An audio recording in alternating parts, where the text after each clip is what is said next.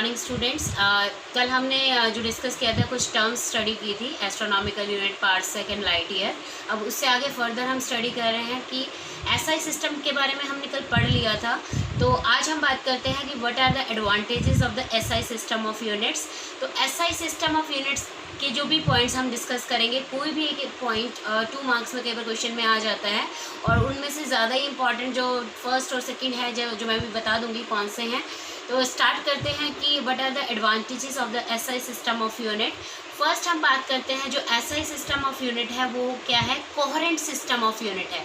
तो coherent system of unit का मतलब क्या है कि एक ऐसा यूनिट जिसमें जो बेस यूनिट्स हैं फ्रॉम विच बेस यूनिट से हम नई यूनिट को निकाल सकते हैं, यानी the units can be derived, ठीक है, बाय जस्ट यही कह दो कि it is a system based upon a certain basic unit from which all the derived units can be obtained by simple the multiplication or division without introducing the numerical factor। यानी ये वही definition है बेटा जो हमने derived unit के term में define की थी। यानी हमें नई यूनिट्स को निकालना है किसका इस्तेमाल करके, बेसिक यूनिट का इस्तेमाल करके, यानी फंडामेंटल यूनिट्स का इस्तेमाल करके। बस खास बात इसमें क्या आ गई है कि हम विदाउट इंट्रोड्यूसिंग, यानी हमें न्यूमेरिकल डिवीज़न और without introducing the numerical factor, इसमें न्यूमेरिकल फैक्टर का इतना रोल नहीं है। जस्ट हम मल्टीप्लाई और डिवाइड करके नई यूनिट्स को हम क्या कर सकते हैं, निकाल सकते हैं। और किनको हमें डिवाइड और मल्टीप्लाई करना है, बेसिक यूनिट जो हमने कल 7 फंडामेंटल यूनिट्स यूज़ की थी, उन्हीं यूनिट्स को हम यूज़ करके इनको निकाल सकते हैं। तो कोहेरेंट का मतलब समझ आया कि हमें नई यूनिट्स निकालनी है, ठीक है। दूसरा advantage SI system of unit का क्या है बेटा, it is the rational system of unit. Rational system of unit का मतलब क्या है कि हम हर सिस्टम में, यानी बहुत सारे हमारे पास सिस्टम है, बहुत सारे हैं, तो उनमें कोई भी यूनिट यूज़ करते हो किसी भी फिजिकल क्वांटिटी की, लेकिन रैशनल का मतलब होता है यूनिफॉर्मिटी, एक जैसा। लेकिन इस सिस्टम में, अगर ऐसा सिस्टम में बात करें तो वो किसी भी टाइप की फॉर्म क्यों ना हो, लेकिन उसको ऐसे सिस्टम में अगर हम बात करते हैं तो एक ही यूनिट असाइन करेंगे हम। फॉर एग्जांपल जैसे हम कहते हैं कि एनर्जी है या वर्क डन है, तो वर्क डन की अगर हम बात करें एम के सिस्टम में, वर्क डन को हम जूल में लेते हैं। ऐसे ही अगर हमें हीट एनर्जी की फॉर्म में लेना हो इसी एनर्जी को, तो वो हम कैलोरी में ले लेते हैं, या फिर हमें इलेक्ट्रिकल एनर्जी की फॉर्म में यूज़ करें तो हम किलोवाट आवर में लेते हैं। यानी अलग अलग सिस्टम में हम अलग अलग यूनिट यूज़ कर रहे हैं और एनर्जी की ही फॉर्म है। लेकिन ये सिस्टम ये कहता है कि रैशनल का मतलब क्या है कि एनर्जी को हम एक ही यूनिट असाइन करेंगे, that is joule. Joule he assign करेंगे, चाहे वो कोई भी सिस्टम हमारा क्यों ना हो। अगर हमें ऐसे सिस्टम के अंदर लेना है तो हम उसको क्या लेंगे, ऐसे सिस्टम में जूल में लेंगे, ठीक है। तीसरा जो हमारा है वो है SI system of unit is an absolute system of unit. Absolute का मतलब क्या है कि इसके अंदर कोई भी ग्रेविटेशनल यूनिट्स नहीं होती, there will be no gravitational units in this system and the use of the factor g can be eliminated. यानी जी फैक्टर, जिस जी हम जो कहते हैं ना 9.8 वैल्यू लेते हैं मीटर पर सेकेंड स्क्वायर, तो वो जी फैक्टर यहाँ पे क्या है, एलिमिनेट है, यानी यूज़ करते ही नहीं है। तो इसका मतलब होता है एब्सोल्यूट सिस्टम ऑफ यूनिट है। फोर्थ पॉइंट जो हम लेते हैं जो एसआई सिस्टम ऑफ यूनिट है, it is an metric system of unit. Metric का मतलब होता है 10 की पावर्स में रेज कर देना, यानी 10 की पावर में चढ़ा देना। तो यानी हम क्या कहें, द मल्टीपल्स और the sub multiples of the units are expressed in the powers of 10। जैसे 10 की पावर 0 तो 1 ही हो गया, 10 की पावर 1 करा तो 10 आ गया, 10 की पावर 2 करा, 10 की पावर 3 करा, 10 की पावर 4, यानी इस टाइप से हम लेंगे, ठीक है। समझ आया। These are the advantages of SI system of unit. जैसा कि मैंने बोला था कि इन एडवांटेजेस में से 2 एडवांटेजेस बहुत सा इंपॉर्टेंट है, that is SI system can be used as a coherent system of unit and SI system can be used as rational system of unit. समझ आया, ठीक है।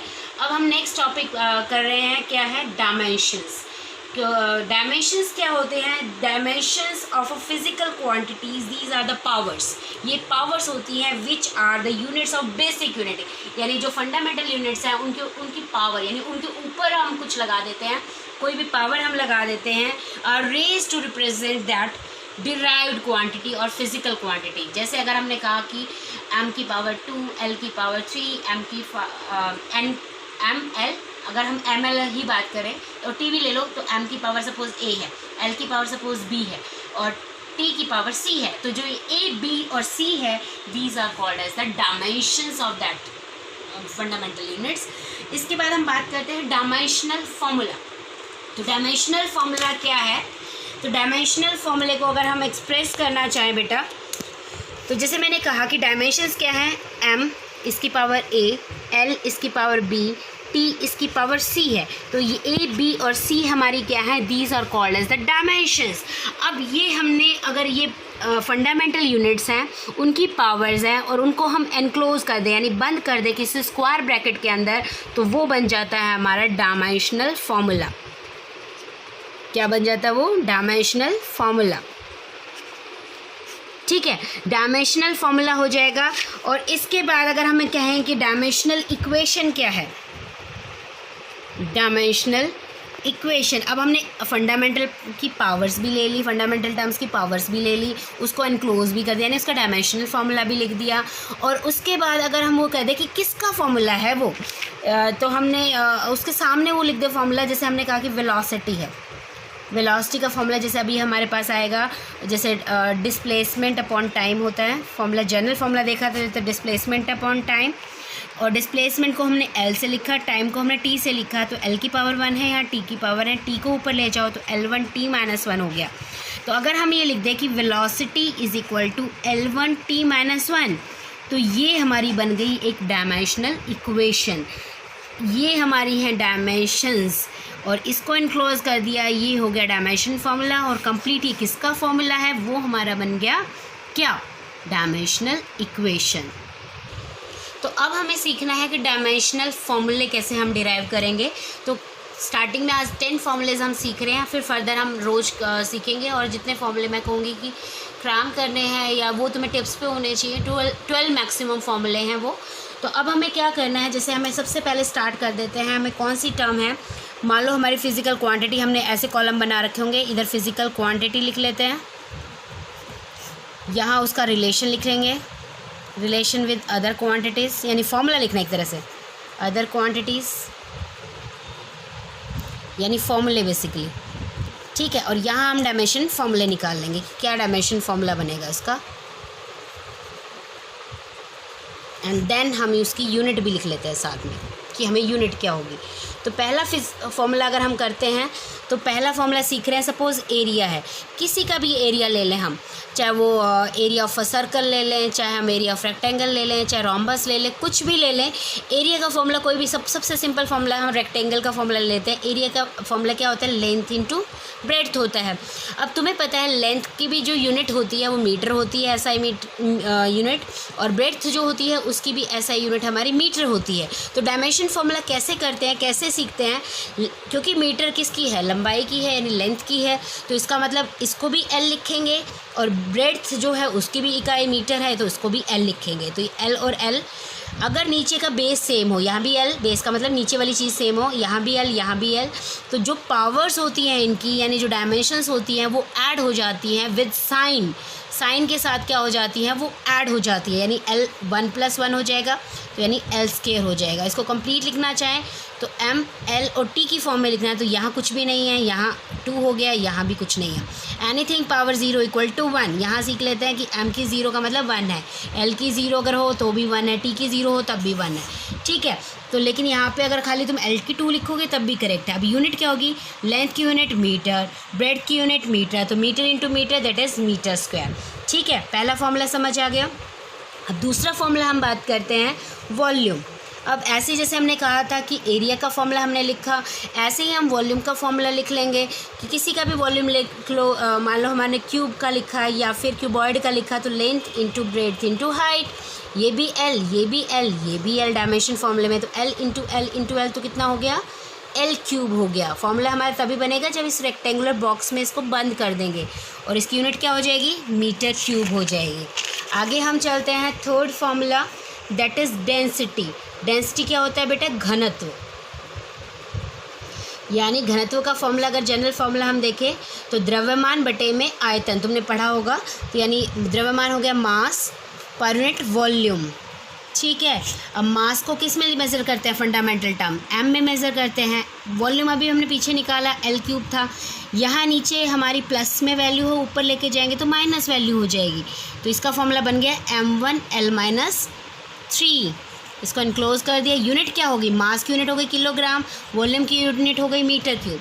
तो हमारा फॉर्मूला बन गया, इसका डायमेंशन फॉर्मूला बन गया m1l-3, ये याद कर लेना। दूसरा इसकी यूनिट हो गई किलोग्राम पर मीटर क्यूब। अब आगे बात करते हैं हम फोर्थ फॉर्मूला, स्पेसिफिक ग्रेविटी। कुछ नहीं है, इसको अगर छोड़ना चाहो, वैसे भी डायरेक्ट याद करना चाहो तो डायरेक्ट याद कर सकते हो। ये क्या होता है, दो डेंसिटीज, दो घनत्व का आपस में डिवीजन है। Density of the body divided by density of water at 4 degree Celsius.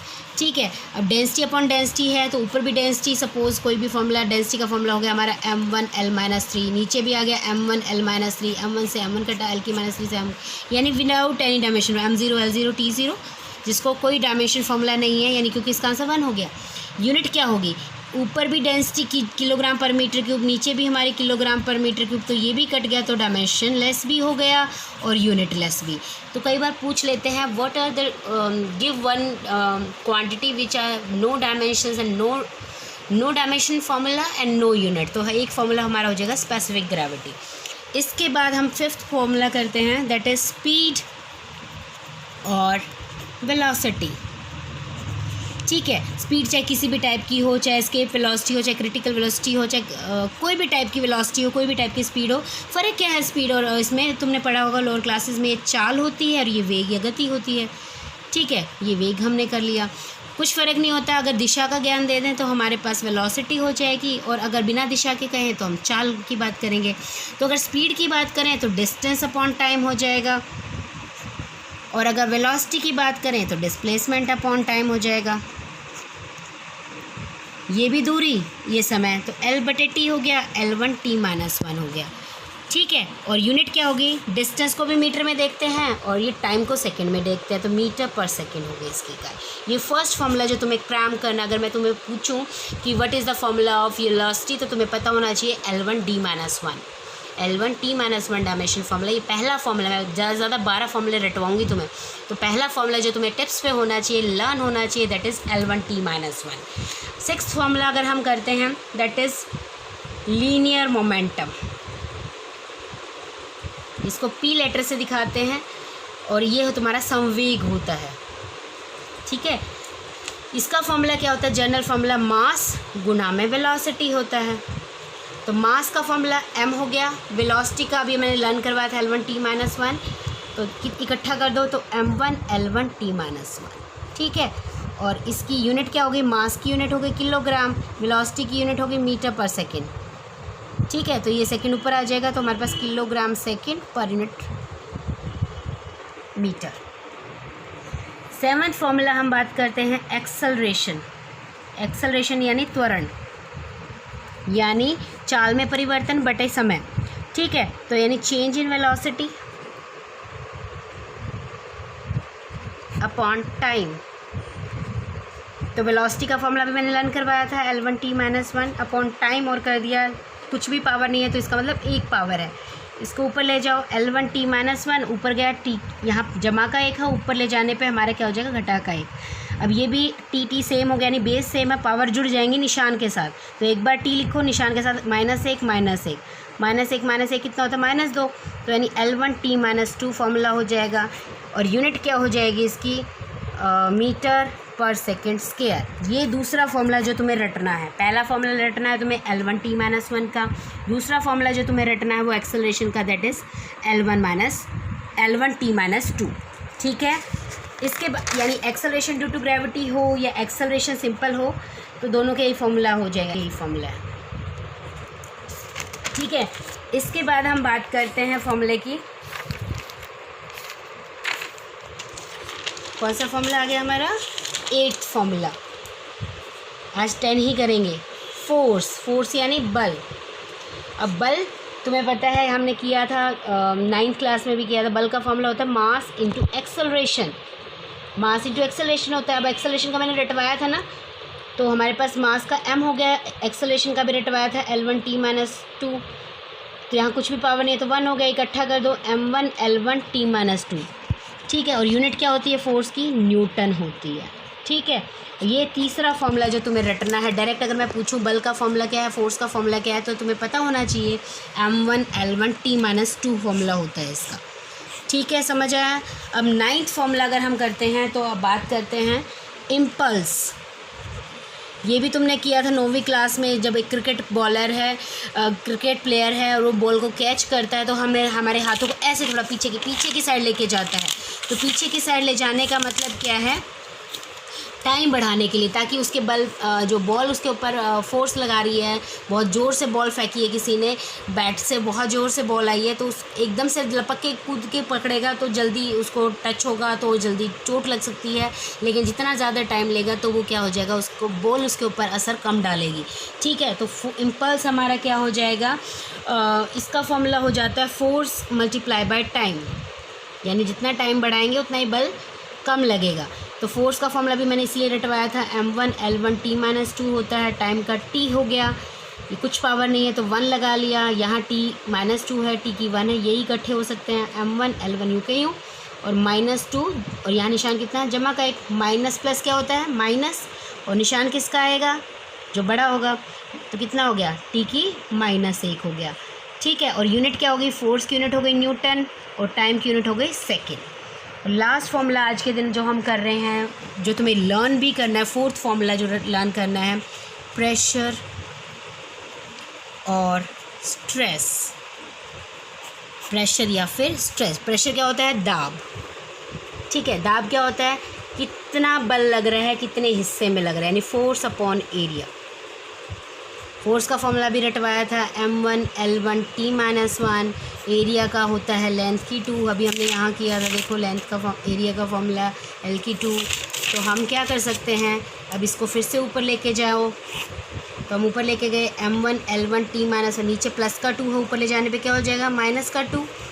अब यहाँ L है, यहाँ L है, इनकी पावर्स को इकट्ठा करो, m की 1, L यहाँ 1 जमा का और यहाँ घटा का 2, और t यूँ का यूँ आ गया -1, जमा घटा और निशान क्या आएगा, जो बड़ा होगा। ठीक है, समझ आया, समझ आया।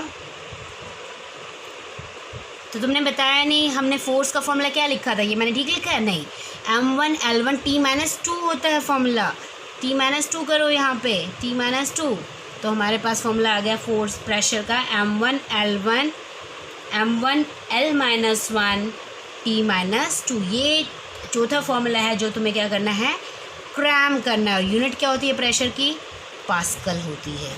ठीक है, PA। ठीक है, आज समझ आ गया होगा। इन फॉर्मूलाज की प्रैक्टिस करनी है, जो फॉर्मूले मैंने तुम्हें कहे हैं वो लर्न करने हैं। That's all for today, thank you.